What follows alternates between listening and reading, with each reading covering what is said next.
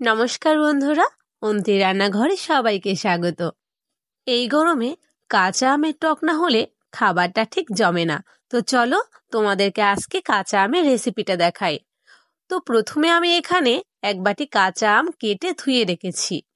এরপরে আমি কড়াইতে তেল গরম করতে দেব। তেল গরম করতে দিয়ে তাতে আমি কিছুটা সরিষা দিয়ে নিলাম। এরপরে আমি এর ভিতরে আমগুলো দিয়ে দেব।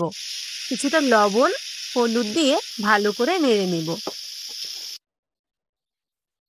এরপরে এর ভিতরে জল দিয়ে দেব। জলটা তোমরা পরিমাণ অনুযায়ী দিবে। এবার আমি এর ভিতরে পরিমাণ মতো চিনি দিয়ে দিলাম। এরপরে 10 মিনিটের মতো আমি এটাকে জাল দিয়ে নেব। তো দেখো বন্ধুরা, আমি 10 মিনিটের মতো জাল দিয়ে নিয়েছি। আমটা একদম সিদ্ধ হয়ে গেছে।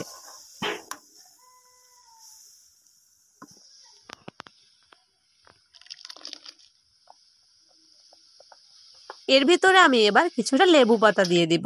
লেবু পাতাটা তোমরা একদম নামানোর আগে দিয়ে দেবে। এতে কাঁচা আমের টকের স্বাদটা আরো দ্বিগুণ বেড়ে যায়। তোমরা লেবু পাতাটা দিয়ে 2-3 মিনিটের মতো রেখে দিবে। এরপরে উঠিয়ে নিবে, না হলে এটা খেতে ভালো লাগবে না। দেখো বন্ধুরা, কতটাই সহজ কাঁচা আমের এই রেসিপিটা, তাই না? তো আজ এ পর্যন্তই। টাটা সবাইকে।